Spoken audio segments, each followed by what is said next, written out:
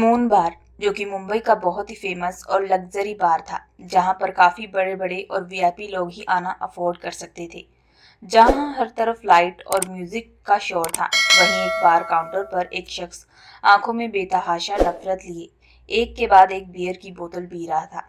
तभी एक लड़की उसके कंधे पर हाथ रखते हुए, कम ऑन आरव, बस भी करो, ये कहते हुए वह ठीक उसके सामने आकर खड़ी हो जाती है। आरव जैसे ही वाइन का गिलास हाथ में लिए उस लड़की की तरफ देखता है तो हैरान भरी नजरों से, अक्षरा, तुम यहाँ पर क्या कर रही हो? और तुम्हें कैसे पता चला कि मैं यहाँ पर हूँ? तभी अक्षरा चेहरे पर शैतानी मुस्कुराहट लिए, मैं तुम्हें पिछले 10 सालों से जानती हूँ आरव। उसी हिसाब से मुझे अच्छे से मालूम था कि तुम आज इस वक्त यहीं पर हो सकते हो। ये कहते हुए वो ठीक उसके बगल में आकर बैठ जाती है। बार काउंटर की तरफ आरव अपना चेहरा करते हुए, हाँ, बस आज मेरा मन कुछ ठीक नहीं लग रहा था, इसी वजह से सोचा थोड़ा यहाँ आकर मूड फ्रेश कर लेता हूँ। ये कहते हुए वाइन का गिलास अपने होठों पर लगाने लगता है। तभी अक्षरा वाइन का गिलास अपने हाथ में पकड़ते हुए, आरव, अभी भी मैंने तुम्हें क्या कहा कि मैं तुम्हें पिछले 10 सालों से जानती हूँ। उस हिसाब से मुझे अच्छे से पता है कि तुम इस वक्त क्या फील कर रहे हो। इस वक्त तुम्हें अपनी मॉम की याद आ रही है ना? ये कहते हुए अक्षरा आरव की आंखों में देखने लगती है। तभी आरव अपनी आंखें नम करते हुए, हाँ, तुमने सही पहचाना, मैं आज अपनी मॉम को काफी मिस कर रहा हूँ। अगर आज वो जिंदा होती। ये कहते हुए वह कुछ पल के लिए चुप हो जाता है। तभी अक्षरा उसके कंधे पर हाथ रखते हुए, आरव, तुम्हें अपने इमोशन पर कंट्रोल करना पड़ेगा। अगर तुम अपने मॉम के कातिलों को सजा दिलाना चाहते हो तो उसके लिए तुम्हें दिल से नहीं बल्कि दिमाग से चलना पड़ेगा। अक्षरा की बात सुनते ही आरव की आंखों में बेतहाशा नफरत और जुनून सवार हो जाता है। वह बेहद खतरनाक वॉइस में, सही कहा तुमने अक्षरा, मुझे अपने मकसद की तरफ ध्यान देना चाहिए, क्योंकि जब तक मैं अपने माँ के कातिलों को अपने हाथों से खत्म न कर दूं, तब तक शायद मेरी माँ की आत्मा को भी सुकून नहीं मिलेगा। ये कहते हुए आरव अक्षरा के चेहरे की तरफ देखता है कि तभी उसका हाथ पकड़ते हुए, thank you so much Akshara, तुम हमेशा मुझे मोटिवेट करती हो। अगर तुम ना होती तो शायद अभी। तभी अक्षरा के होठों पर अपनी फिंगर रखते हुए, जानते हो ना कि हम दोनों एक बहुत ही अच्छे दोस्त हैं और दोस्ती के बीच में कभी भी थैंक्स और सॉरी नहीं चलता। अक्षरा की बात सुनते ही आरव अक्षरा को गले लगाते हुए, तुम सच में बहुत ही अच्छी हो। काश तुम मुझे बहुत पहले मिल जाती तो शायद मेरी जिंदगी आज बहुत अच्छी होती। ये कहते हुए वो तुरंत उससे दूर होता है।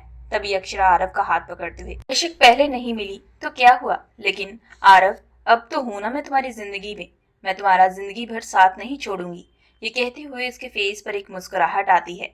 आरव इसके आगे कुछ कहता कि तभी आरव का एक बॉडीगार्ड आरव के नजदीक आकर, बॉस, जल्दी चलिए, वो लड़की बहुत ही ज्यादा तमाशा करी है, हमारे बॉडीगार्ड उसे कंट्रोल नहीं कर पा रहे। तभी आरव खतरनाक वॉइस में, तुम लोगों से एक लड़की भी हैंडल नहीं होती। तभी बॉडीगार्ड, सॉरी बॉस, लेकिन, ओ शट अप, अब जल्दी जाकर गाड़ी निकालो। Okay boss. ये कहते हुए बॉडीगार्ड वहां से तुरंत चला जाता है। तभी आरव अक्षरा के चेहरे की तरफ देखते हुए, सॉरी अक्षरा, लेकिन मुझे अब चलना पड़ेगा, अगर तुम कहो तो मैं तुम्हें घर ड्रॉप कर देता हूँ।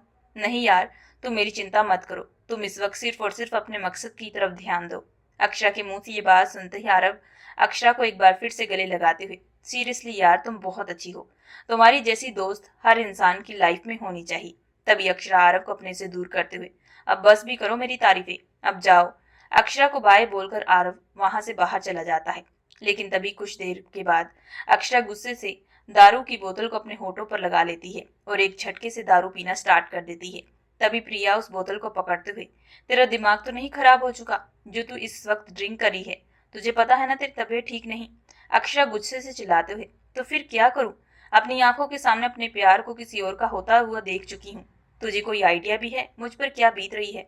तभी प्रिया एक लंबी सांस छोड़ते हुए, मुझे अच्छे से पता है, इसी वजह से यहाँ तुझसे मिलने के लिए आई हूँ। मुझे पता था कि तू आरव से मिलने के लिए यहीं आई होगी, लेकिन ये सब बातें छोड़, अब तू बता क्या करेगी, क्योंकि अब तो वो किसी और से लड़की से शादी कर चुका है। तभी अक्षरा गुस्से से बार काउंटर पर अपना हाथ मारते हुए, यही तो चीज अब मुझसे बर्दाश्त नहीं हो रही, मैं कैसे बर्दाश्त करूं? ये कहते हुए उसकी आंखों से कतरा आंसू बह जाता है। तभी प्रिया उसके आंसू साफ करते हुए, तू आरव को साफ साफ बता क्यों नहीं देती कि तू उसे मोहब्बत करती है? अब मैं कैसे बताऊं जब वो किसी और का हो चुका है? लेकिन यार अक्षरा, गलती तो तेरी है ना, तू हमेशा उसे मोटिवेट करती है, हमेशा हर चीज में उसका साथ देती है। इसके आगे प्रिया कुछ कहती कि तभी अक्षरा आंखों में आंसू बहाते हुए, हाँ मैं साथ देती थी, क्योंकि उसे अपनी माँ का बदला लेना था। मैंने सोचा था कि जब वह अपनी माँ का बदला ले लेगा तब मैं उसे अपने प्यार का इजहार करूंगी, लेकिन मुझे नहीं मालूम था कि वह उस लड़की के साथ शादी कर जाएगा।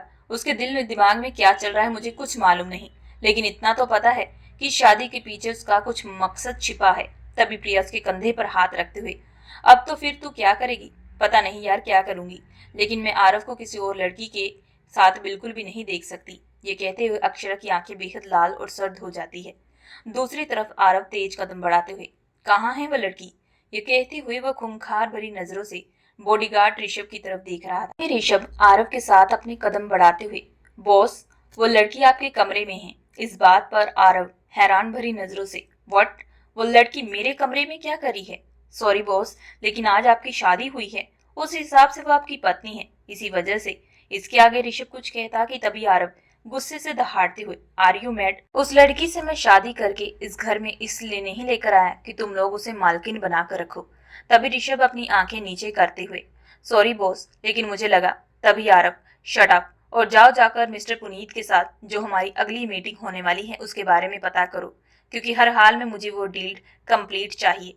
ओके बॉस, आप चिंता मत करें, ये डील हमारे हाथ में ही होगी। ये कहते हुए ऋषभ वहां से चला जाता है। ऋषभ के जाते ही आरव सीधा अपने कमरे की तरफ कदम बढ़ाता है, तो वहीं दूसरी तरफ कमरे के अंदर एक लड़की, जिसने इस वक्त शादी का जोड़ा पहना हुआ था, लेकिन इस वक्त उसके चेहरे पर खुशी बिल्कुल मौजूद नहीं थी। वह गुस्से से कमरे में पड़ी चीजों को तोड़फोड़ कर रही थी और चिल्लाते हुए, जाकर अपने बॉस को मेरे सामने खड़ा करो। तभी कमरे का दरवाजा जोर से खुलता है और आरव दहाड़ते हुए, क्या बात है, शादी हुई नहीं कि अपने पति के आने का इतना इतना बेसब्री से इंतजार कर रही हो? ये कहते हुए आरव सामने खड़ी परी की तरफ देखने लगता है। तभी परी गुस्से से आरव की तरफ बढ़ते हुए तुरंत उसका कॉलर पकड़ लेती है। तुम्हें कोई आइडिया भी है कि तुमने क्या किया? तुमने बिना मेरी मर्जी के मुझसे शादी की है, शादी के मंडल पर मुझे अगवा कर लिया है। अब इतने रिलैक्स होकर मुझसे बात कर रहे हो? परी की बात पर आरव के चेहरे पर एक शैतानी मुस्कुराहट आती है, जिसे देखते हुए परी, तो तुम्हें लगता है कि अपनी जान की परवाह नहीं है? शायद तुम भूल चुके हो कि तुमने किसे अगवा किया है। परी आहूजा कोई आम लड़की नहीं, बल्कि डीएसपी बलवंत आहूजा की बेटी। डीएसपी बलवंत आहूजा का नाम सुनते ही आरव के अंदर की नफरत फिर से आंखों में झलकने लगती है और वह तुरंत परी से अपना कॉलर छुड़ाते हुए, तुम्हारा बाप डीएसपी हो या फिर मुकेश अंबानी, मुझे उससे कोई फर्क नहीं पड़ता। ये कहते हुए उसकी तरफ कदम बढ़ाने लगता है। तभी परी अपनी उंगलियां आरव की तरफ करते हुए, जहां हो वहीं रुक जाओ, मेरी तरफ एक कदम आओ, तुमने आगे बढ़ाया। ये कहते हुए वो अपने कदम पीछे करने लगती है। तभी आरव एक झटके से उसका हाथ पकड़कर उसे अपने बेहद करीब करते हुए उसके हाथों की कलाइयां मरोड़ने लगता है। तभी परी दर्द से कराते हुए, छोड़ो मुझे, मैंने कहा मुझे छोड़ो। नहीं छोड़ूंगा तो फिर क्या करोगी? अपने बाप को बुलाओगी? ओ, मैं तो तुम्हारे बाप से डर गया। ये कहते हुए आरव शैतानों की तरह हंसने लगता है, जिसे देखते हुए परी, तुम जानते नहीं मेरे पापा को, देखना वो तुम्हें जल्द जेल की सलाखों के पीछे कर देगी। तब एक झटके से आरव परी को दीवार की तरफ धकेलते हुए, जिससे परी की पीठ दीवार के साथ जा लगती है और वह दर्द से कराते हुए, आखिर तुम ये सब क्यों कर रहे हो? मैंने तुम्हारा बिगाड़ा क्या है? ये कहते हुए वह आरव की आंखों में देखने लगती है। तभी आरव उसके चेहरे को अपने हाथों में पकड़ते हुए, ये पूछो क्या कुछ नहीं बिगाड़ा? तभी परी हैरान भरी नजरों से, क्या मतलब है तुम्हारा? मतलब वही जो तुम सोच भी नहीं सकती। ये कहते हुए वह एक झटके से उसे दूर हो जाता है। तभी परी पीछे से चिल्लाते हुए, मैं तुम जैसे हैवान लोगों को अच्छे से जानती हूँ, जरूर तुमने मुझे फॉलो किया होगा क्योंकि मैं तुम्हें पसंद आ चुकी हूँगी। इसी वजह से तुमने शादी की रात मुझे अगवा कर लिया और जबरदस्ती मुझसे शादी कर ली। अब तुम्हारी बेतुकी की बातें, लेकिन तभी याद रखना कि मैं मरते दम तक तुम्हें कभी भी अपना पति नहीं मानूंगी। यह कहते हुए परी आरव के शूज के ऊपर अपना थूक फेंकती है। इस हरकत को देखते ही आरव के अंदर का शैतान जाग उठता है और वह तुरंत परी का सर पकड़ते हुए उसे सोफे पर फेंकता है और टेबल पर अपना पैर रखते हुए, ये जो गंदगी तुमने अभी फैलाई है इसे जल्द से जल्द साफ करो।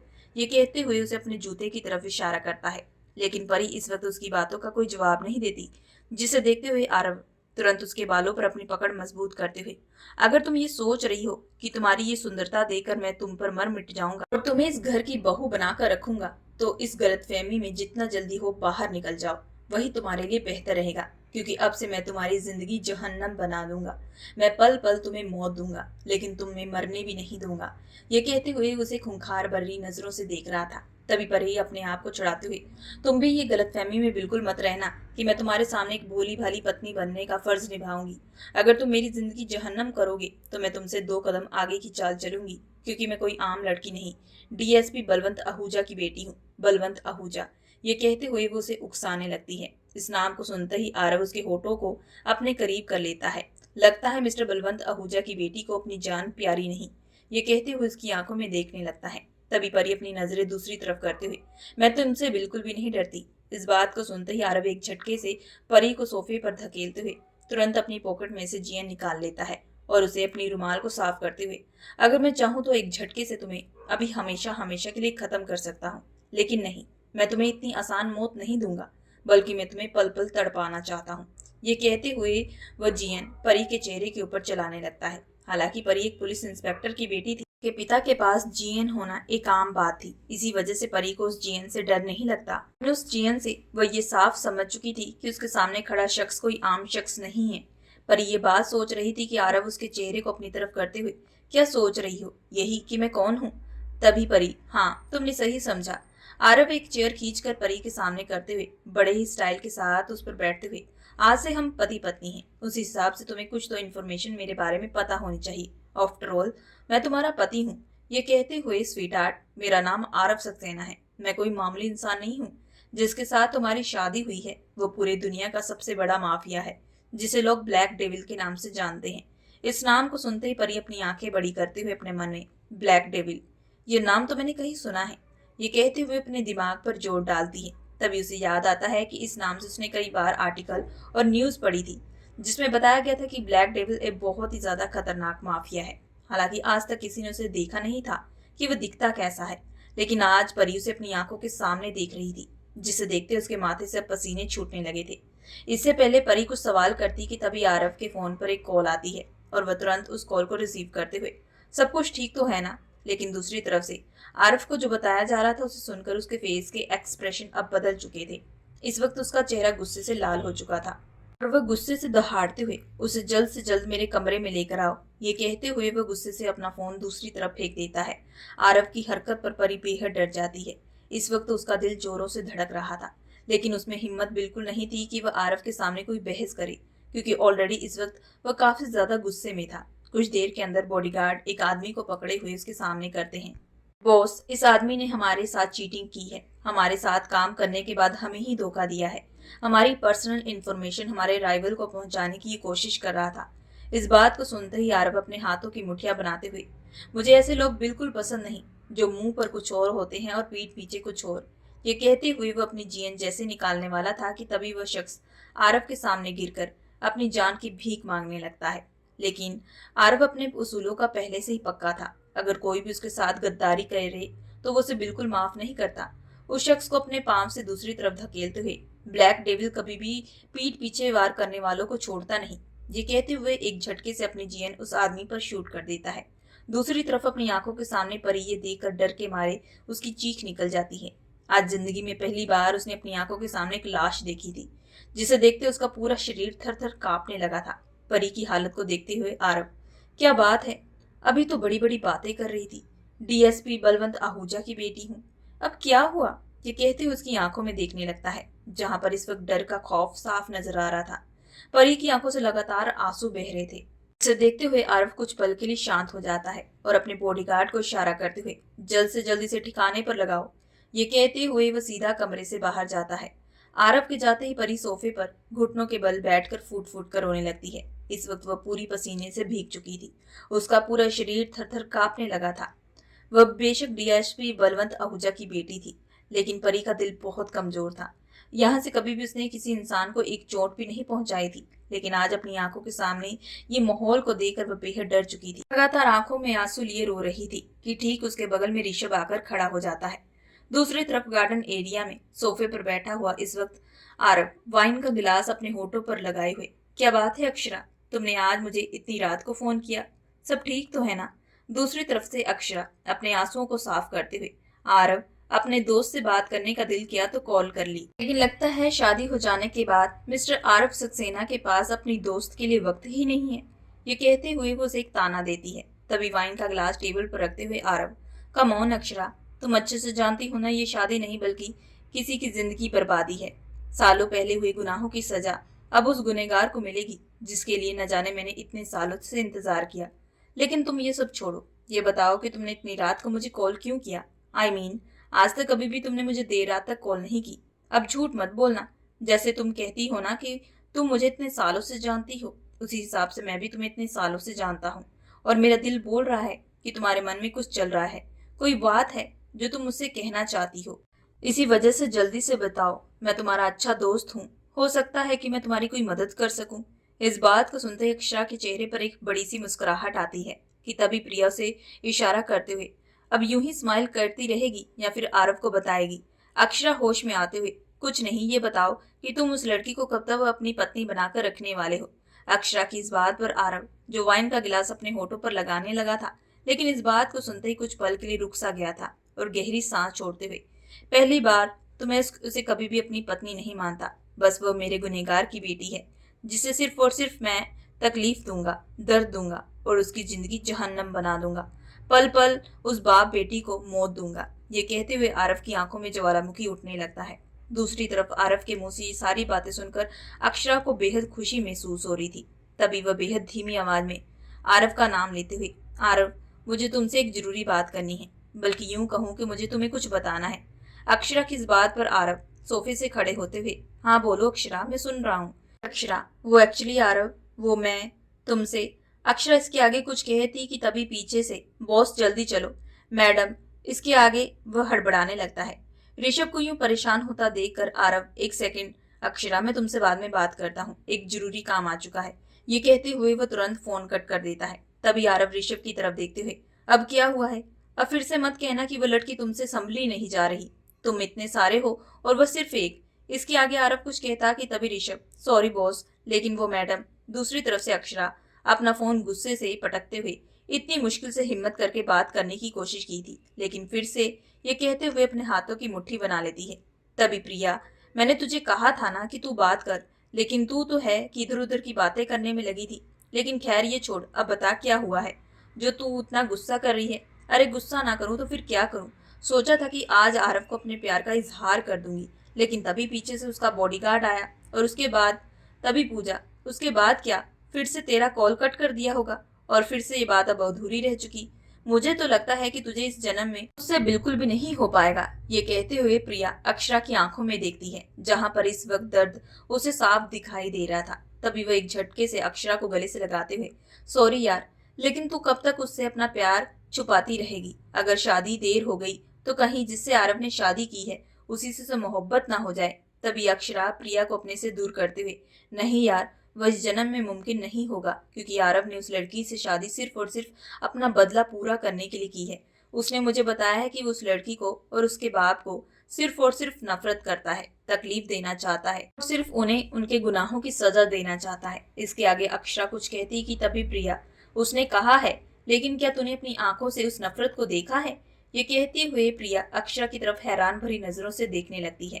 तभी अक्षरा एक गहरी सांस छोड़ते हुए, मैं आरव को बहुत सालों से जानती हूँ। वो अपनी माँ से बहुत मोहब्बत करता था और अपनी माँ के कातिलों को सजा देने के लिए उसने इतने साल से इस वक्त का इंतजार किया है। इसी वजह से मैं अच्छे से जानती हूँ कि वह कभी भी अपने दुश्मन की बेटी से मोहब्बत नहीं करेगा। तभी प्रिया, अगर आज मोहब्बत हो गई तो फिर क्या करेगी? अगर मोहब्बत हुई तो फिर मैं ज्यादा देर तक रहने भी नहीं दूंगी, क्योंकि आरव सिर्फ मेरा है। इतने सालों से उसे मैं ही मन चाहती आई हूँ, कभी भी किसी और का मैं से होने नहीं दूंगी। ये कहते हुए वो अपने हाथों की मुट्ठी बना लेती है। दूसरी तरफ आरव तेज कदम बढ़ाते हुए कमरे में एंटर करता है। जैसे उसकी नजर ठीक सोफे के बगल में बैठी हुई परी पर जाती है, जो बेहद डरी और सहमी हुई थी। इस वक्त उसका शरीर पूरा कांप रहा था, जिसे देखते हुए आरव तुरंत उसकी तरफ कदम बढ़ा देता है और बेहद खतरनाक वॉइस में, अब बंद भी करो ये तमाशा, क्योंकि अभी कुछ देर पहले तुम शेरनी बनी थी और अब ये भीगी बिल्ली बनकर क्यों बैठी हुई हो? जल्दी से उठो। ये कहते हुए वह जैसे परी का हाथ पकड़ता है तो उसे महसूस होता है कि इस वक्त परी का शरीर पूरा ज्यादा गर्म हो चुका था। तभी वह तुरंत परी के चेहरे को हिलाते हुए, हे लिसन, तुम ठीक तो हो ना? उसके चेहरे को थपथपाने लगता है, लेकिन इस वक्त परी डर के मारे पूरी कांप रही थी, जिसे देखते हुए आरव, लगता है इसे पैनिक अटैक आ चुका है। आरव के मुंह से ये बात सुनते ही पीछे से ऋषभ, बॉस, मुझे लगा था कि मैडम लाइफ में पहली बार अपनी आंखों के सामने लाश देखी है, इसी वजह से उनकी ये हालत हो चुकी है। क्योंकि जब आप इस कमरे से जा चुके थे तब मैं उनके पास आया और आपके कहने अनुसार उन्हें दूसरे कमरे में लेकर जाने वाला था, लेकिन वो बस सामने पड़ी लाश को देखकर थर थर कांप रही थी। मुझे लगा कि शायद ज्यादा डर चुकी है। इसी वजह से मैंने जैसे उनके कंधे पर हाथ रखा तो वो चिल्लाते हुए सोफे के बगल में जाकर बैठ गई। इस बात को सुनते ही ऋषभ की तरफ आरव गुस्से से दहाड़ते हुए, तो इस बात को बताने के लिए तुमने इतनी देर कर दी, उसी वक्त क्यों नहीं मेरे पास आए? Sorry boss. लेकिन इसके आगे ऋषभ कुछ कहता कि तभी आरव उसकी बात को काटते हुए, लगता है ऋषभ तुम्हारा काम पर ध्यान नहीं है, तुम चाहो तो कुछ दिनों की छुट्टी ले सकते हो। ऋषभ अपनी गर्दन झुकाते हुए, सॉरी बॉस, मुझे लगा कि शायद मैडम को दूसरे कमरे में शिफ्ट कर दूंगा तो वो ठीक हो जाएंगी, लेकिन मुझे नहीं पता था कि उन्हें पैनिक अटैक आया है। अगर पता होता तो शायद मैं उसी वक्त तक आपके पास आता। तभी आरव सामने पड़ी उस लाश को देखकर, जल्द से जल्द इसे क्लीन करवाओ, अब इस काम में कोई लापरवाही नहीं होनी चाहिए, ये कहते हुए उसे जाने का इशारा करता है। ऋषभ के जाते ही आरव तुरंत परी को अपनी बाहों में उठा लेता है और सीधा उसे अपने दूसरे कमरे में ले जाता है। दूसरी तरफ आहूजा मेंशन, इस वक्त जहां पर शादी का मंडप सजा हुआ था, लेकिन जहां सबके चेहरे पर अब खुशी होनी चाहिए थी, वहीं सबके चेहरे पर एक दुख नजर आ रहा था। तभी मिस्टर बलवंत आहूजा, जिसने भी मेरी बेटी को अगवा किया है, मैं उसका वो हाल करूंगा कि वह जिंदगी भर याद रखेगा, ये कहते हुए वो अपने हाथों की मुट्ठी बना लेता है। तभी कुछ पुलिस इंस्पेक्टर बलवंत आहूजा के सामने आकर, हमने आसपास के सारे सीसीटीवी फुटेज चेक किए हैं, लेकिन कहीं पर भी ये पता नहीं चला कि परी मैडम को किसने अगवा किया है। अभी मिस्टर बलवंत आहूजा, ऐसा कैसे हो सकता है? हमारे मेंशन के अंदर पूरे 25 कैमरे लगाए गए हैं, लेकिन कहीं पर भी कोई सबूत नहीं। इस बात को सुनते ही सामने खड़ा पुलिस इंस्पेक्टर, शायद हो सकता है सर कि आपके घर में किसी और ने परी मैडम को अगवा करने में मदद की है, या फिर यूं कहे कि आपके घर में ही कोई ऐसा शख्स मौजूद था जिसने परी मैडम को अगवा किया है। इसी वजह से सारे के सारे सबूत भी मिट चुके हैं। इस बात को सुनते मिस्टर बलवंत आहूजा का चेहरा गुस्से से लाल हो जाता है। सबूत नहीं मिले तो इसका मतलब ये नहीं कि मैं अपनी बेटी को ढूंढना बंद कर दूंगा। शहर का चप्पा चप्पा छान मार भी जगह रहनी नहीं चाहिए, क्योंकि मुझे मेरी बेटी कैसे भी करके वापस चाहिए, नहीं तो तुम लोगों को अपनी नौकरी से हाथ धोना पड़ेगा। ये कहते हुए वो गुस्से से दहाड़ता है। दूसरी तरफ आरव परी को बिस्तर पर बिठाते हुए, अब ये पानी पियो और चुप हो जाओ, कुछ नहीं हुआ, ये कहते हुए उसके बगल में आकर बैठ जाता है। इस वक्त आरव की बातों का परी पर बिल्कुल कोई असर नहीं हो रहा था। आरव उसके नजदीक आते हुए, परी बहुत ज्यादा पैनिक होने लगती है। उसकी आंखों के सामने फिर से उस आदमी की लाश नजर आती है जिसे आरव ने बड़ी ही दर्दनाक मौत दी थी। पहले तो उसे पैनिक होता देख आरव अपने मन में, अब मैं क्या करूं, इसे कैसे शांत करवाऊं? अगर इतना ही पैनिक होती जाएगी तो इसकी तबीयत और भी ज्यादा बिगड़ सकती है। कहते हुए वो उसके माथे पर अपना हाथ रखता है, जहां पहले से भी ज्यादा उसका शरीर अब गर्म हो चुका था। वह बिना देरी के उसका हाथ पकड़कर उसे सीधा वॉशरूम में ले जाता है और शावर के नीचे खड़ा कर देता है। शावर का पानी परी के पूरे वजूद को भिगा रहा था, तो वहीं दूसरी तरफ आरब भी उसका हाथ पकड़े हुए शावर के नीचे खड़ा था और इस वक्त उसे शांत करने की पूरी कोशिश कर रहा था। शावर का पानी गिरते गिरते परी और भी ज्यादा पैनिक होने लगती है। तभी आरब उसे अपने गले के साथ लगाते हुए, शांत हो जाओ, ये कहते हुए उसकी पीठ पर हाथ फेरने लगता है। तभी परी रोते हुए, तुमने उस आदमी को मार दिया, तुम इंसान नहीं हैवान हो, कहते हुए वो फूट फूट कर रोने लगती है। तभी आरब परी के सर पर अपना हाथ रखते हुए, भूल जाओ उस पल को और शांत हो जाओ, ये कहते हुए वह जैसे उसका चेहरा अपनी तरफ करता है तो देखता है कि इस वक्त परी रो रो कर बेहोश हो चुकी थी। ये देखते हुए अब उसके चेहरे को थपथपाने लगता है, ये बेहोश हो चुकी है, ये कहते हुए शावर का नल बंद करते हुए सीधा अपनी बाहों में उठाकर बिस्तर पर लिटा देता है। परी को लिटाते ही जैसे ही आरव उससे दूर होने वाला था कि परी बेहोशी में आरव का हाथ कसकर पकड़ लेती है, जिसके लबों पर सिर्फ और सिर्फ समीर का नाम चल रहा था, जिससे कुछ देर पहले उसकी शादी होने वाली थी। तभी आरव उसे अपना हाथ छुड़ाते हुए शांत होकर उसे देखने लगता है। तभी वो अपने मन में, अभी तो शांत होकर ये बेहोश हो चुकी है, लेकिन इसके कपड़े गीले हैं, अगर ऐसे ही गीले कपड़ों में सारी रात सोती रहेगी तो इसे और भी ज्यादा बुखार हो सकता है, लेकिन अब इसके कपड़े कौन चेंज करेगा, ये कहते हुए कमरे के इर्द गिर्द चक्कर लगाने लगता है। तभी कुछ देर बाद वो अपना सर पर हाथ रखते हुए, इतना परेशान तो मैं आज तक जिंदगी में कभी नहीं हुआ, लेकिन इस लड़की के आते ही हो चुका हूँ। लेकिन एक मिनट, मैं इस लड़की के लिए इतना क्यों सोच रहा हूँ? ये मेरे दुश्मन की बेटी है, इसे तकलीफ देना ही मेरा फर्ज है। ये कहते हुए जैसे ही आगे की तरफ कदम बढ़ाने वाला था कि तभी उसे फिर से एक आवाज सुनाई देती है, जिसमें परी बेहोशी की हालत में, प्लीज मुझे छोड़कर मत जाओ। उस आवाज को सुनते ही आरव के कदम धीरे धीरे परी की तरफ बढ़ने लगते हैं और वह बड़ी ही गहरी निगाहों से परी के चेहरे को देखने लगता है, जो बेहोशी की हालत में काफी ज्यादा मासूम लग रही थी। बेशक ये मेरे दुश्मन की बेटी है, लेकिन फिलहाल इसकी जान बचाना जरूरी है, ये कहते हुए वह कमरे की सारी लाइट ऑफ कर देता है और कबर्ड में जाकर अपने ही व्हाइट कलर की एक लॉन्ग शर्ट लेकर आता है। कुछ देर के बाद आरव धीरे धीरे परी के ब्लाउज की डोरियां खोल रहा था। इस वक्त कमरे में सिर्फ एक कैंडल जल रही थी, जिसकी काफी हल्की रोशनी थी। ब्लाउज को खोलते खोलते आरव की नजर जैसे ही परी के गले से नीचे की तरफ गई, तभी वह अपनी नजरें दूसरी तरफ फेर लेता है। इस वक्त उसका दिल जोरों से धड़क रहा था। जिंदगी में पहली बार आरव किसी लड़की के इतना करीब आया था। पूरे 10 मिनट के बाद आरव धीरे धीरे परी के सारे कपड़े चेंज कर देता है और फिर कमरे की लाइट ऑन करते हुए उसके ऊपर एक ब्लैंकेट उड़ा देता है। मैंने सोचा नहीं था कि मैं तुम्हारी मदद करूंगा, लेकिन तुम्हारी मदद करना भी मेरी मजबूरी है, क्योंकि मैं तुम्हें पल पल तड़पाना चाहता हूँ, क्योंकि तुम मेरे सबसे बड़े दुश्मन और गुनहगार की बेटी हो। और जब ये खबर तुम्हारे उस सो कॉल्ड बाप को पता चलेगी, तो मेरे दिल को काफी ज्यादा ठंडक महसूस होगी। तब मैं तुम्हारे उस सो कॉल्ड बाप का चेहरा देखूंगा, जो हमेशा ये सोचता था कि जिंदगी में कोई उसे हरा नहीं सकता। ये कहते हुए सीधा कमरे से बाहर चला जाता है। इस वक्त वह स्टडी रूम पर बैठा अपने लैपटॉप पर कुछ काम कर रहा था। उसका ध्यान अपनी घड़ी की तरफ जाता है, जहां पर उसे पता चलता है कि अब रात के 3 बज चुके थे। तभी वह कुछ सोचते हुए, एक बार मुझे जाकर परी को देख लेना चाहिए। ये कहते हुए जैसे ही कमरे में एंटर करता है, तो देखता है कि परी का इस वक्त पूरा शरीर नीला पड़ चुका था और उसका पूरा शरीर कांप रहा था। ये देखते हुए तुरंत उसके माथे को आकर टच करता है, जिससे साफ पता चल रहा था कि उसका पूरा शरीर ठंडा पड़ चुका है। इसे देखते हुए आरव, ये लड़की है या फिर कोई गुड़िया, कभी इसका शरीर गर्म पड़ जाता है तो कभी इसका शरीर पूरा ठंडा पड़ जाता है। अब मैं इसके लिए क्या करूं? ये कहते हुए दिमाग में उसके एक बात आती है, जिसे सोचते इसकी आंखें बड़ी हो जाती है। नहीं, अब मैं और इस लड़की के लिए इतना कुछ नहीं करना चाहता। मुझे करना तो पड़ेगा ही, क्योंकि मेरे पास और कोई रास्ता नहीं। मैं इसे तकलीफ देने से पहले अगर ये दुनिया से चल बसी, तो मैं अपना बदला कैसे लूंगा, कैसे अपनी माँ के कातिलों को सजा दूंगा। इसी वजह से आरव, अपने दिल पर हाथ रख, तुझे ये काम करना ही पड़ेगा। ये कहते हुए अपने शर्ट के बटन खोलता हुआ ठीक उसके बगल में आकर लेट जाता है और धीरे से उसकी गर्दन को उठाकर अपने कंधे पर रख लेता है। मजबूती के साथ उस पर अपनी पकड़ मजबूत कर लेता है। आरव के पकड़ते ही परी धीरे धीरे शांत होने लगती है, लेकिन दूसरी तरफ परी को अपनी बाहों में समेट कर कहीं न कहीं आरव के अंदर एक शैतान जागने लगता है। उसके अंदर के जज्बात उभरने लगते हैं। वह बेशक एक माफिया था, लेकिन था वह भी एक मर्द। अपनी कमसिन बीवी के करीब होते ही उसके दिल की धड़कनें जोरों से बढ़ने लगी थी।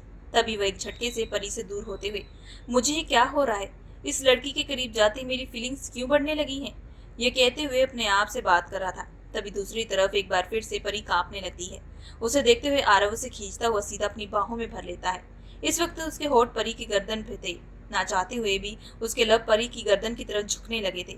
तभी वो उसे अपनी माँ का ख्याल आता है, जिसे सोचते हुए, नहीं, मैं इस लड़की की तरफ बहक नहीं सकता। ये सिर्फ मेरे लिए दुश्मन की बेटी है, जिसकी मदद मैं सिर्फ आज रात करूंगा। उसके बाद में से पल पल तड़पाऊंगा। ये कहते हुए एक बार फिर उसके दिल और दिमाग में एक नफरत का जुनून सवार हो जाता है। अब वह चुपचाप उसके गर्दन को अपनी गले से लगाए हुए अपनी आंखें बंद कर लेता है और सोने की कोशिश करता है। आरव के करीब आते ही कहीं ना कहीं अब धीरे धीरे परी ठीक होने लगी थी। अब उसका शरीर कांपना बंद हो चुका था, लेकिन आरव कब गहरी नींद में जा चुका था उसे कुछ मालूम नहीं। सुबह जैसी परी की आंख खुली, ने अपने आप को आरव की बाहों पे पाया, जिसे देखते हुए तुरंत हड़बड़ाते हुए पीछे हटी और चिल्लाते हुए, तुम्हारी हिम्मत कैसे हुई मुझे छूने की? ये कहते हुए वो चिल्लाना स्टार्ट कर देती है। इससे पहले आरव उसकी बात का जवाब देता कि परी की निगाहें अपने कपड़ों पर जाती है और उसे मालूम होता है कि इस वक्त वह सिर्फ और सिर्फ एक शर्ट में थी, जिसे देखते हुए वो अपनी आंखें बड़ी करते हुए, मैंने ये शर्ट किसकी पहनी है? ये कहते हुए उसकी नजर आरव पर जाती है, जिसके चेहरे पर एक शैतानी मुस्कुराहट थी। तभी वह चिल्लाते हुए, जरूर तुम्ही ने मेरे साथ कुछ किया है। ये कहते हुए वो बिस्तर पर पड़े पिलो उसकी तरफ फेंकने लगती है। अभी आरव उन पिलो को दूर करता हुआ सीधा उसे खींचकर अपने करीब कर लेता है, जिससे परी एक झटके से उसके गले जा लगती है। इस वक्त उसके होठ आरव के बेहद करीब थे। तभी आरव बेहद खतरनाक वॉइस में, तुम तो ऐसे चिल्ला रही हो जैसे मैं कोई गैर मर्द हूँ। भूलो मत, कल हमारी शादी हुई थी और मैं लीगल तौर से तुम्हारा पति हूँ और जब चाहे तुम्हारे साथ कुछ भी कर सकता हूँ। ये कहते हुए वह तिरछी मुस्कुराहट लाता है। अभी परी अपने आप को छुड़ाते हुए जैसे पीछे जाने वाली थी कि आरव ने उसकी कमर पर अपनी पकड़ मजबूत कर ली, जिसे देखते हुए परी, छोड़ो मुझे। कैसे मैं छोड़ दूं? कल रात तो तुम मजे ले रही थी, बल्कि मुझे छोड़ ही नहीं रही थी। तुम मुझसे दूर जा रही हो। ये कहते हुए आरव परी की तरफ गहरी निगाहों से देख रहा था। इस बात को सुनते ही परी के माथे पर बल पड़ जाते हैं और वह चिढ़ते हुए, नहीं, ऐसा नहीं हो सकता। मैं कभी भी तुम्हारे करीब नहीं आ सकती। लेकिन तुम आ तो चुकी हो स्वीट हार्ट। ये कहते हुए इसकी कमर पर अपनी पकड़ ढीली करता है, जिससे मौका पाकर तुरंत परी दूर हो जाती है। तभी वह अपनी शर्ट को पहनते हुए जैसे ही बाहर की तरफ बढ़ने वाला था कि उसके कानों में एक आवाज आती है, नहीं, ये नहीं हो सकता। ये कहते हुए वह एक बार फिर से फूट फूट कर रोने लगती है। परी की आंखों में आंसू देखते हुए आरव अपने मन में कहीं फिर से पैनिक अटैक ना आ जाए, ये सोचते हुए तुरंत उसके पास आकर, हे लिसन, शांत हो जाओ, तो दिमाग पर जोर मत डालो, क्योंकि कल रात को तुम्हारी तबीयत खराब हो चुकी थी। मुझे लगता है कि तुम भूल चुकी हो। ये कहते हुए कल रात उसके साथ जो कुछ हुआ था वो उसे याद दिलाता है, और इसी वजह से याद रखना, मुझे भी कोई शौक नहीं तुम्हारे पास आने का। मैं तुमसे सिर्फ और सिर्फ नफरत करता हूँ। मैं तुम्हारी मदद सिर्फ और सिर्फ तुम्हें जिंदा रखने की वजह से किया हूँ। ये कहते हुए जैसे ही बाहर की तरफ कदम बढ़ाने वाला था कि परी, आखिर तुम ये सब क्यों कर रहे हो? मैं तुम्हें जानती भी नहीं। आखिर तुम मुझे पल पल तड़पा कर क्यों रखना चाहते हो? तुम्हें इससे क्या मिलेगा? ये बात सुनते ही आरव खतरनाक वॉइस में, क्योंकि तकलीफ तुम्हें होगी तो दर्द तुम्हारे उस सो कॉल्ड बाप को होगा। उसकी आंखों में मैं तड़प देखना चाहता हूँ जब वो अपनी खुद की बेटी के लिए भीख मांगेगा, मेरे घुटनों पर गिरकर अपने गुनाहों की माफी मांगेगा। इस बात को सुनते ही परी हैरान भरी नजरों से, कौन से गुनाहों की बात कर रहे हो तुम? अरे स्वीट हार्ट, ये तुम खुद उससे पूछ लेना। ये कहते हुए आरव कदम बढ़ाते हुए सीधा बाहर चला जाता है। आरव के जाते ही परी अपने मन में, ये कौन से गुनाहों की बात कर रहा था, क्या बोले जा रहा था? ये कहते हुए परी अपने दिमाग पर जोर डालती है। तभी वो कुछ सोचते हुए, मुझे कैसे भी करके पापा से बात करनी पड़ेगी। ये कहते हुए कमरे के इर्द गिर्द अपनी नजरें घुमाने लगती है कि तभी उसे सामने सोफे पर एक फोन दिखाई देता है। तभी परी बिना देरी के उस फोन पर अपने पापा का नंबर डायल कर देती है। दूसरी तरफ आरव फ्रेश होकर स्टडी रूम में बैठा हुआ था कि तभी ऋषभ उसके पास आकर, बॉस, हमने जैसा सोचा वैसा हो रहा है। मैडम ने मिस्टर बलवंत आहूजा को बता दिया है कि वो आपके कब्जे में है। इस बात को सुनते ही आरव चेहरे पर शैतानी मुस्कुराहट लिए, इंतजार किस बात का है ऋषभ, जाकर खातिरदारी करो, आज मेरे ससुर जी आने वाले हैं। ये कहते उसके चेहरे पर एक शैतानी मुस्कुराहट आती है। दूसरी तरफ मिस्टर बलवंत आहूजा, बेटी तुम चिंता मत करो, मुझे उस जगह का लोकेशन भेजो, मैं इसी वक्त तुम्हें लेने के लिए आ रहा हूँ। ओके पापा, मैं अभी आपको लोकेशन भेजती हूँ। परी को नहीं मालूम था कि ये सब आरव की चाल थी। वह चाहता था कि परी खुद बलवंत आहूजा को बताए। वजह से उसने जानबूझकर अपना फोन बिना लॉक किए सोफे पर छोड़ा था। कुछ देर के बाद मिस्टर बलवंत आहूजा अपनी पूरी टीम को लेते हुए सीधा सक्सेना मेंशन पहुंच जाते हैं, जहां पर आरव एक बड़े से सोफे पर बैठा सिगरेट का कश ले रहा था। तभी मिस्टर बलवंत आहूजा गुस्से से चिल्लाते हुए, मैं आरव सक्सेना कहूँ या फिर ब्लैक डेविल, या यूं कहूँ कि तुम्हारी असली पहचान मैं तुम्हें जेल की सलाखों के पीछे बताऊंगा, उससे पहले तुम्हें मेरी बेटी वापस करनी पड़ेगी। ये कहते हुए मिस्टर बलवंत आहूजा सामने सोफे पर बैठे हुए आरव की तरफ देखने लगते हैं, जो बड़े ही शांत मन से सिगरेट का धुआं उसकी तरफ फेंक रहा था। जिसे देखते हुए मिस्टर बलवंत आहूजा तेज दहाड़ते हुए, तुम्हें समझ में नहीं आता, मैंने कहा मेरी बेटी मुझे वापस करो, जिसे तुमने शादी के मंडप से अगवा किया है। ये कहते हुए वो अपनी जीएन आरव की तरफ करता है, जिसे देखते हुए आरव के सारे बॉडीगार्ड अपनी अपनी जीएन निकाल देते हैं। तभी आरव बॉडीगार्ड की तरफ इशारा करते हुए, यहाँ पर मिस्टर बलवंत आहूजा आए हैं, जो कि मेरे ससुर जी हैं, तो इनका तो स्वागत ऐसे नहीं करना चाहिए। जाओ, जाकर माला लेकर आओ। आरव के एक इशारे पर तुरंत बॉडीगार्ड माला लेकर आता है। वो माला मिस्टर बलवंत आहूजा के गले में पहनाते हुए, शांत हो जाए ससुर जी।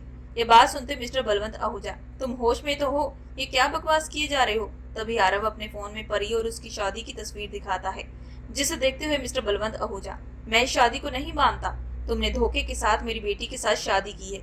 ससुर जी, अगर आप इस शादी को नहीं मानते तो उसमें आपका फॉल्ट, मैं कुछ नहीं कर सकता। अब से आपकी बेटी इसी घर में रहेगी, मेरी पत्नी बनकर। ये कहते हुए वह जैसे ही पलटता है कि तभी मिस्टर बलवंत आहूजा है कि तुम्हें ये मालूम नहीं कि मैं डीएसपी बलवंत आहूजा हूँ, कोई आम शख्स नहीं।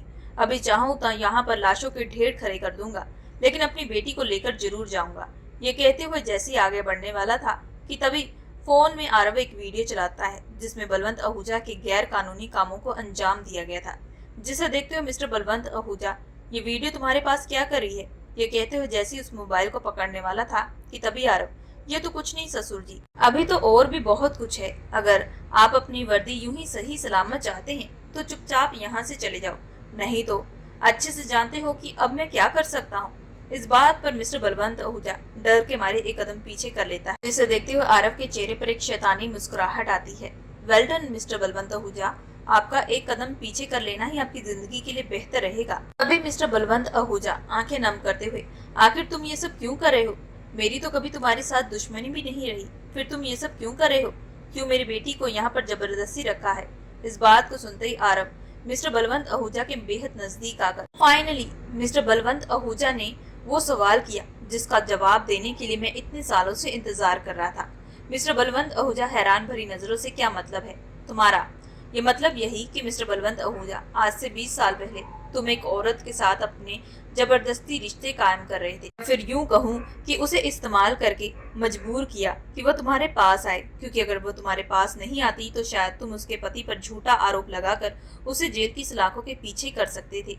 वो औरत पूरे 1 साल तक तुम्हारा ये जुर्म बर्दाश्त करती रही, लेकिन जब जब वो औरत तुम्हारे बच्चे की माँ बनती तो तुम हमेशा ही उसके बच्चे को गिरा देते ताकि तुम पर कोई भी कलंक ना आए। लेकिन तुम्हारी इतनी चालाकियों के बाद भी वो औरत 4 महीने की प्रेग्नेंट हो चुकी थी।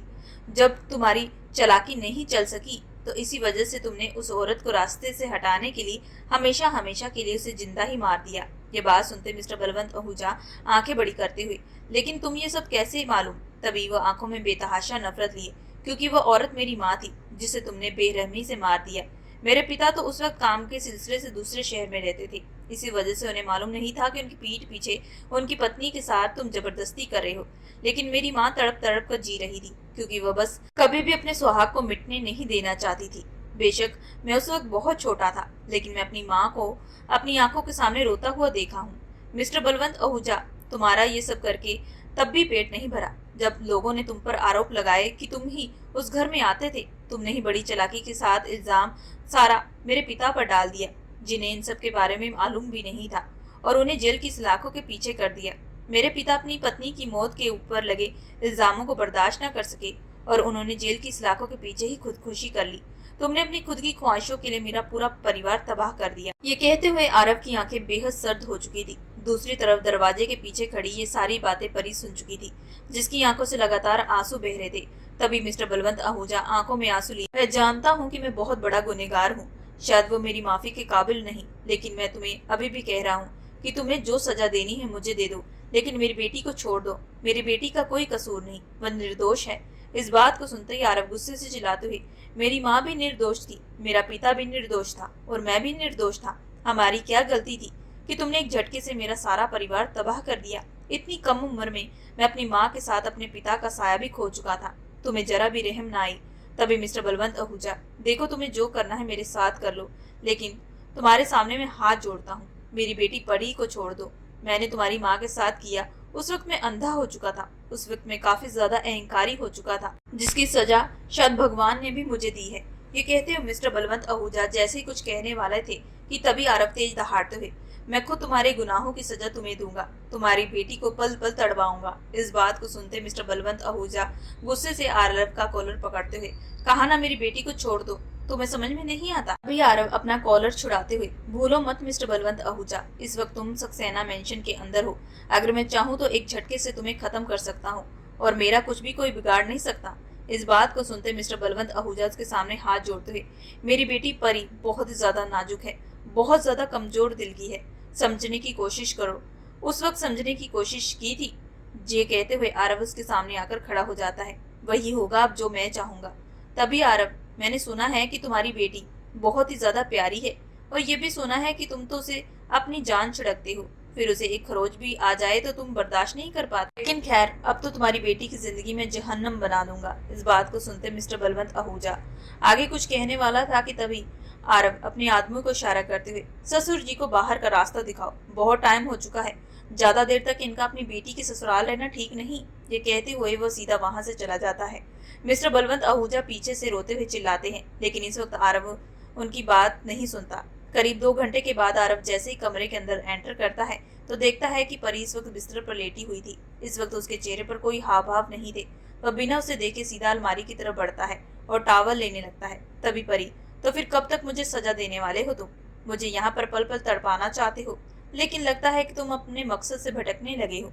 इस बात को सुनते आरव अपनी आंखें बंद करते हुए अपने गुस्से को कंट्रोल करता है और जैसे बिना परी की बात का जवाब दिए वॉशरूम की तरफ बढ़ने वाला था कि परी वॉशरूम के सामने खड़े होकर, मिस्टर आरव सक्सेना, या फिर यूं कहूँ कि ब्लैक डेविल अब कमजोर पड़ चुका है। अब उसका दिल ही नहीं करता मुझसे बदला लेने का। लगता है कि वो अपना मकसद भूल चुका है। ये कहते हुए वो उकसाने लगती है। तभी गुस्से से आरव उसे दीवार के साथ लगाते हुए खतरनाक वॉइस में, हे लिसन, मुझसे पंगा मत लो, नहीं तो बहुत बुरा होगा। मुझे याद दिलाने की जरूरत नहीं कि मुझे कब और क्या करना है।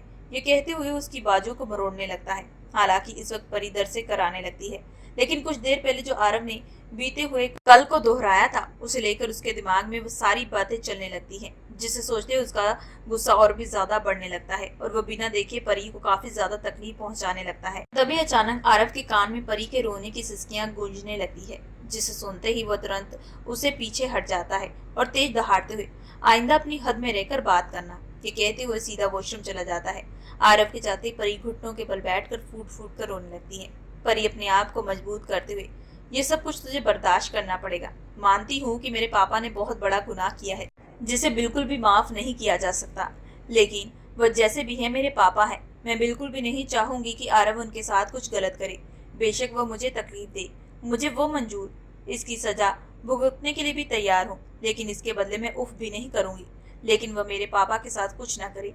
ये कहते उसकी आंखों से आंसू बहने लगते हैं। उस दिन के बाद से परी मिस्टर बलवंत आहूजा से बात करनी बंद कर देती है, क्योंकि उन्होंने आरव की माँ के साथ जो किया था उसे लफ्जों में जाहिर करना भी बहुत ज्यादा शर्मनाक बात थी, जिसके बारे में वो अपने पापा से बात बिल्कुल नहीं करना चाहती थी और अपने पापा की ये सजा खुद भुगतना शुरू कर देती है। अब आरव गुस्से से रोज आए दिन परी के साथ बेइंतहाशा अपना गुस्सा जाहिर करता, उसे तकलीफ देता, उसे जलील करता, लेकिन परी आरव की बात का कोई जवाब नहीं देती। इस बात को देखकर आरव बेहद हैरान था। कुछ वक्त पहले जो लड़की उसके सामने बिल्लियों की तरह लड़ रही थी, आज वह भीगी बिल्ली बन चुकी थी। एक तरफ उसे सुकून भी मिल रहा था, क्योंकि मिस्टर बलवंत आहूजा रोज अपनी बेटी के लिए भीख मांग रहा था। अब यूं ही करते करते अब 1 महीना बीत चुका था कि एक दिन अचानक मिस्टर बलवंत आहूजा को हार्ट अटैक आ जाता है। इस बात को सुनते ही जहां आरव को सुकून मिल रहा था, तो वहीं दूसरी तरफ परी का रो रो कर बुरा हाल हो चुका था। वह आरव के सामने हाथ जोड़ते हुए, देखो मेरे पापा मौत और जिंदगी से लड़ रहे हैं, प्लीज मुझे जाने दो। लेकिन परी की बात का आरव कोई जवाब नहीं देता और वह सोफे पर जाकर बड़े ही स्टाइल के साथ सिगरेट फूंकने लगता है। आरव की इस हरकत पर परी उसके सामने हाथ जोड़ते हुए, तुम्हें जो चाहिए वह सब कुछ तो हो रहा है। तुम मुझे तकलीफ देना चाहते थे ताकि मेरे पिता पल पल तड़पे, और देखो आज वही हो रहा है। मेरे पापा किसी भी वक्त उन्हें कुछ भी हो सकता है। परी की ये बात सुनते ही आरव उसके सामने खड़े होते हुए, तो तुम्हारे उस सो कॉल्ड बाप ने तुम्हें सारी हकीकत बता दी। कमाल की बात है, कैसे उसने अपने मुंह से अपने किए शर्मनाक कामों के बारे में तुम्हें बताया। तभी परी अपना चेहरा दूसरी तरफ करते हुए, उन्होंने मुझे कुछ भी नहीं बताया, बल्कि पापा यहाँ पर जब मुझे लेने के लिए आए थे, मैं चुपके से तुम्हारी बातें सुन चुकी थी। इस बात को सुनते आरव हैरान भरी नजरों, इसका मतलब सच पता होने के बावजूद भी तुम जानबूझकर मेरे दिए हुए दर्द बर्दाश्त करती है। ये बात सुनते परी आंखों में आंसू लिए, हाँ, क्योंकि पापा ने जो तुम्हारे परिवार के साथ किया वो बहुत शर्मनाक था। अगर तुम्हारी जगह मैं होती तो मैं खुद उस इंसान को माफ ना करती जिसने इतना घिनौना काम किया।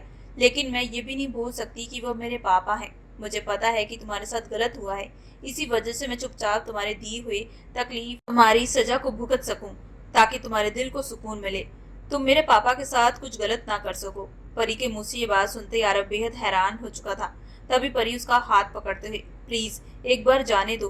परी की बात सुनते आरव उसे जाने का इशारा करता है। जैसे ही कमरे से बाहर परी कदम बढ़ाने वाली थी कि तभी आरव, लेकिन गाड़ी नीचे रहेगी, जब वापस आना हो तो ड्राइवर को बोल देना, तुम्हें वो वापस ले आएगा। आरव की बात सुनते ही परी बस हाँ में अपनी गर्दन हिला देती है। दूसरी तरफ हॉस्पिटल पहुंचते ही परी मिस्टर बलवंत आहूजा का हाथ पकड़े हुए थी। इस वक्त उसकी आंखों से लगातार आंसू बह रहे थे, क्योंकि डॉक्टरों ने साफ बता दिया था कि मिस्टर बलवंत आहूजा के पास कुछ ही समय बचा है, क्योंकि कंडीशन अब बहुत ज्यादा खराब हो चुकी है। मिस्टर बलवंत आहूजा, मुझे माफ कर दो मेरी बेटी, तुम मेरी वजह से उस गुनाहों की सजा भुगत रही हो जो गुनाह मैंने किए थे। शायद मैं इसी लायक हूँ। मैंने जो आरव की माँ के साथ किया है वो बहुत ज्यादा गलत था। शादी की वजह से भगवान ने मुझे उसकी सजा भी दी थी। जब तुम्हारी माँ तुम्हें जन्म देते इस दुनिया से जा चुकी थी, तुम बहुत छोटी थी। मैंने बड़े ही लाड प्यार से तुम्हें पाला था। मैं सोचता था कि कभी भी तुम्हें कोई तकलीफ नहीं आने दूंगा, लेकिन मैं हार चुका हूँ आज। मेरी बेटी तकलीफ में है, लेकिन मैं कुछ नहीं कर सकता। तभी परी आंखों में आंसू लिए, शांत हो जाओ पापा, अभी ये वक्त नहीं इन सब के बारे में बात करने का। तभी मिस्टर बलवंत आहूजा, नहीं, मैं मरने से पहले अपने सारे गुनाहों की माफी मांगना चाहता हूँ। इसी वजह से आरव को भी यहाँ पर मैंने मिलने के लिए बुलाया है। ये कहते हुए वो सामने दरवाजे की तरफ देखता है जहाँ पर आरव खड़ा था। तभी मिस्टर बलवंत आहूजा हाथ जोड़ते हुए, मुझे माफ कर दो, तुमसे तुम्हारा परिवार छीन लिया, तुम्हारी माँ को तकलीफ दी, लेकिन उसकी सजा भी अब मैं भुगत चुका हूँ। तुम मुझे पल पल तड़पाना चाहते थे और देखो वैसा ही हो रहा है। मेरे मरने के बाद तुम्हारा गुस्सा भी शांत हो जाएगा और तुम मेरी बेटी को माफ कर देना। इसमें उसका कोई कसूर नहीं था। जानता हूँ कि ये शादी तुमने सिर्फ और सिर्फ बदला लेने की वजह से की है, लेकिन मरने से पहले मेरी ये आखिरी इच्छा है कि तुम मेरी बेटी का हमेशा साथ निभाना। मिस्टर बलवंत आहूजा के मुंह से ये बात सुनते ही परी, पापा ये क्या कर रहे हैं? तभी मिस्टर बलवंत आहूजा, हाँ बेटी मैं सही कह रहा हूँ। ये बेशक जितना भी बड़ा माफिया क्यों ना हो, लेकिन इसका दिल बहुत नरम है। ये उन लोगों को सजा देता है जो लोग गुनहगार होते हैं, जिन्होंने पाप किए होते हैं। ये गरीबों का मसीहा है। न्यूज़पेपर पर ब्लैक डेविल के नाम से न्यूज़पेपर पर आए दिन चर्चे तो जरूर होते हैं, लेकिन वहाँ पर सिर्फ इसकी एक साइड दिखाई गई है, लेकिन दूसरी साइड कोई नहीं जानता।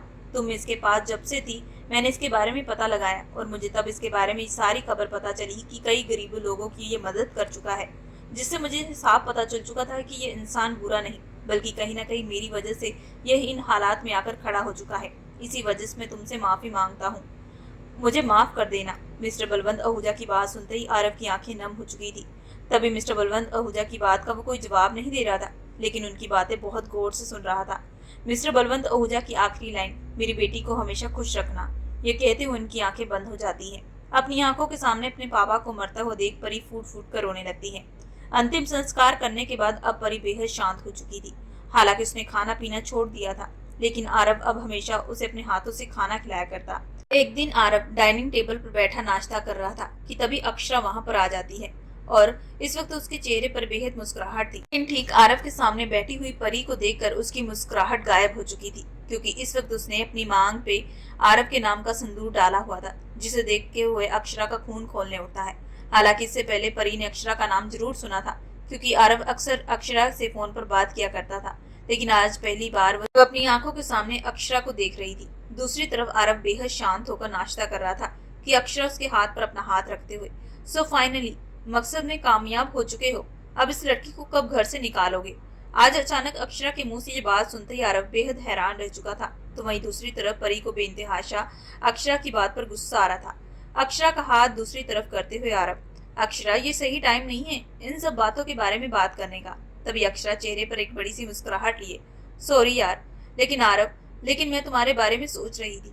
मैं चाहती हूँ कि तुम जल्द से जल्द इन चीजों से बाहर निकलो। बस तुम एक दोस्त के हैसियत से बोल रही हूँ, लेकिन लगता है कि शायद अब वो मेरा हक नहीं। कहते हुए अक्षरा अपना मुंह बना लेती है। इस बात को सुनते ही आरव उसके हाथ पर अपना हाथ रखते हुए, नहीं अक्षरा ऐसी बात नहीं, बल्कि तुम तो मेरी बहुत अच्छी दोस्त हो। आरव की बात पर परी का गुस्सा उबलने लगता है और वह तुरंत चेयर से उठते हुए सीधा अपने कमरे की तरफ चली जाती है। परी को यूं जाता देख अक्षरा के चेहरे पर एक मुस्कुराहट आती है। कुछ देर बाद आरव जैसे अपने कमरे में एंटर करता है तो परी उसे खा जाने वाली नजरों से देख रही थी, जिसे देखते हुए आरव, क्या हुआ है तुम्हें? तुम इस तरीके से मुझे क्यों देख रही हो? तभी परी अपने पीछे से एक जियन निकालते हुए, बहुत हो चुका है, मेरे साथ बहुत खेल खेल लिया। मेरे पापा के गुजर जाने के बाद तुम्हारे दिल को सुकून तो मिल चुका होगा, क्योंकि तुम वही चाहते थे, लेकिन लगता है कि तुम्हारे दिल को अभी भी सुकून नहीं मिला।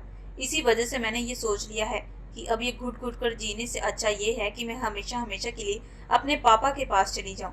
ये कहते हुए वो जैसे ही जियन दबाने वाली थी कि तभी मौके पर आरव उसे खींचता हुआ अपनी तरफ कर लेता है और जियन पकड़ते हुए, तुम पागल तो नहीं हो चुकी? तभी परी अपने आप को छुड़ाते हुए, हाँ मैं पागल हो चुकी हूँ, ये कहते हुए अपने आप को खत्म करने की कोशिश करने लगती है। आरव के समझ आ चुका था कि इस वक्त उसे फिर से एक पैनिक अटैक आया है। तभी वो उसे शांत करने की कोशिश करते हुए उसके होठों पर अपने होठ टिका देता है। हालांकि आरव इस वक्त उसे किस नहीं कर रहा था, बल्कि किस के बदले उसे शांत करने की कोशिश कर रहा था। आरव की किस की वजह से परी धीरे धीरे शांत होने लगती है, लेकिन ठीक 15 मिनट के बाद परी के होठों से अपने होठ दूर करते हुए, शांत हो जाओ, जैसा सोच रही हो वैसा बिल्कुल भी नहीं है। तभी परी रोते हुए, फिर अक्षरा जो कह रही थी, आप मुझे छोड़ देंगे, आपका बदला पूरा हो चुका है, ये कहते हुए फूट फूट कर रोने लगती है। तभी आरव उसके आंसुओं को साफ करते हुए, नहीं मैं तुम्हें हरगिज नहीं छोड़ूंगा, ये कहते हुए वो उसे सीधा अपने गले से लगा लेता है। तभी परी रोते हुए, मुझे पता है कि आप मुझे छोड़ देंगे, क्योंकि आप मुझे दिलासा दे रहे हैं, मैं आपके परिवार के कातिल की बेटी हूँ। तभी आरव उसे अपने से दूर करते हुए उसके होठों पर फिंगर रख देता है, जो पहले हुआ उसे भूल जाओ, क्योंकि अब तुम सिर्फ मेरी पत्नी हो। उस हिसाब से तुम्हें मेरे पास ही रहना पड़ेगा, क्योंकि मैं तुमसे मोहब्बत करने लगा हूँ। इस बात को सुनते परी हैरान भरी नजरों से, आप सच कह रहे हैं मुझसे? क्या आप सच में मुझसे मोहब्बत करते हैं? तभी आरव परी के माथे पर अपने होठ टिकाते हुए, हाँ मैं सच कह रहा हूँ। उस दिन हॉस्पिटल में जो तुम्हारे पापा कह रहे थे और अपने गुनाहों की माफी मांग रहे थे, उससे मेरे दिल को सुकून तो मिल चुका था, लेकिन उनके मरने के बाद धीरे धीरे मुझे तुमसे मोहब्बत होने लगी थी। लेकिन मुझ में हिम्मत नहीं थी कि मैं अपनी मोहब्बत का इजहार कर सकूं, क्योंकि कहीं ना कहीं मैंने तुम्हें भी तकलीफ दी है। लेकिन आज अक्षरा ने जब ये सवाल उठाया तो मुझे लगा कि मुझे इन दूरियों को अब खत्म कर देना चाहिए। इसी वजह से आज मैं तुम्हारे साथ अपनी जिंदगी की नई शुरुआत करना चाहता हूँ। ये कहते हुए वो तुरंत उसे अपने गले लगा लेता है। दूसरी तरफ अक्षरा दरवाजे के बाहर खड़ी ये सारी बातें सुन लेती है। उसकी आंखों से लगातार आंसू बह रहे थे। वह बिना कुछ कहे वहां से बाहर चली जाती है। रात को आरव ने कमरे को बेहद खूबसूरत तरीके से सजाया था। पूरा कमरा बेहद सुंदर और फूलों से सजा हुआ था। कुछ देर के बाद आरव कमरे के अंदर दाखिल होता है, जहाँ पर परी दुल्हन का जोड़ा पहने हुए बिस्तर पर बैठी हुई थी। आरव बिना देरी के उसके बगल में आकर बैठता है और उसका हाथ अपने हाथ में पकड़ते हुए, सो मिसिस परी सक्सेना, आज से आपको मेरी शिद्दतों को बर्दाश्त करना पड़ेगा। क्या उसके लिए आप तैयार हैं? ये बात सुनते परी के चेहरे पर एक बड़ी सी मुस्कुराहट आती है और वह शर्माते हुए अपनी हाँ में गर्दन हिला देती है। धीरे धीरे करके आरव उसके सारे गहने उतार देता है और उसके होठों पर अपने होठ सटा देता है। इतने वक्त के बाद जाकर आज परी और आरव एक हो चुके थे। आरव बड़े ही प्यार से परी पर अपनी शिद्दतें लुटा रहा था, तो दूसरी तरफ अक्षरा आंखों में बेतहाशा आंसू लिए आंसू बहा रही थी। अक्षरा को यूं रोता, प्रिया तू कैसे हार मान सकती है कि यूं कहूँ कि तुझे उस परी को आरव से दूर कर देना चाहिए था। ये बात सुनते ही अक्षरा, नहीं प्रिया, मैं आरव से सच्ची मोहब्बत करती हूँ। मैं कभी नहीं चाहूंगी कि मेरी वजह से आरव को तकलीफ पहुंचे, क्योंकि आरव खुद परी से बेइंतहा मोहब्बत करता है। आज मैंने उसकी आंखों में मोहब्बत देखी है परी के लिए, वो मोहब्बत जिसे पाने के लिए मैं इतने सालों से तरसती आई थी। वैसे भी जरूरी नहीं कि हर इंसान को उसकी मोहब्बत मिले। कहते हुए उसकी आंखें नम हो जाती हैं। सो दोस्तों, आप लोगों को ये कहानी कैसी लगी हमें कमेंट करके जरूर बताइएगा। कहानी पसंद आए तो हमारे चैनल को लाइक और सब्सक्राइब जरूर करिएगा एंड बेल आइकन का बटन जरूर दबाइएगा।